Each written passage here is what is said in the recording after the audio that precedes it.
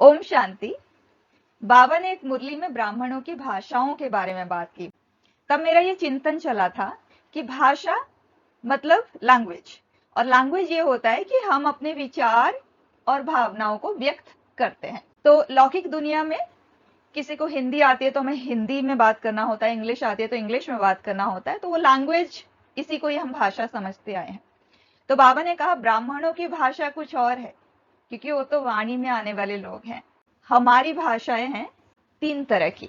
बाबा ने कहा नयनों की भाषा, संकल्पों की भाषा, भावनाओं की भाषा, और इन तीनों में हमें वाणी में आने की जरूरत ही नहीं है। नयनों की भाषा हम सब समझते हैं।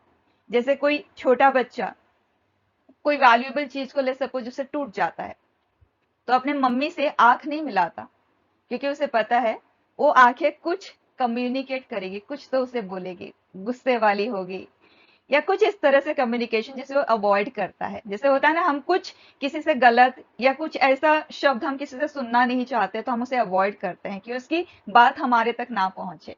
तो नयन एक बहुत अच्छा मोड ऑफ कम्युनिकेशन की तरह यूज किया जाता है।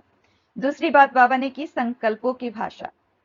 जैसे मेरा कोई करीब, ले सपोज कहीं बाहर है, और मेरे को ये संकल्प आया कि मुझे अभी उससे बात करनी है, और मैं फोन हाथ में उठाऊं उससे पहले ही उसका कॉल आ जाए।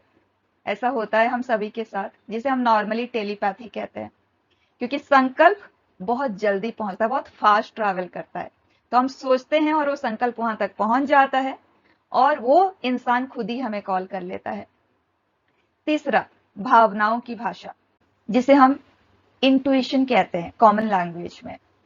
आपने कई बार देखा होगा, छोटे छोटे बच्चे, उनको आप ब्लाइंड फोल्ड कर दो, आंखों पे कुछ काला कपड़ा बांध दो, और उन्हें कोई पिक्चर पकड़ाओ या कोई कलर दिखाओ, कोई कलर वो फील करेंगे, वो देख तो नहीं सकते, वो सिर्फ फील करके आपको बता सकते हैं कि ये कौन सा कलर है, ये किसका पिक्चर है। क्योंकि हर एक चीज में एक एनर्जी होती है, उस एनर्जी को सेंस कर पाते हैं।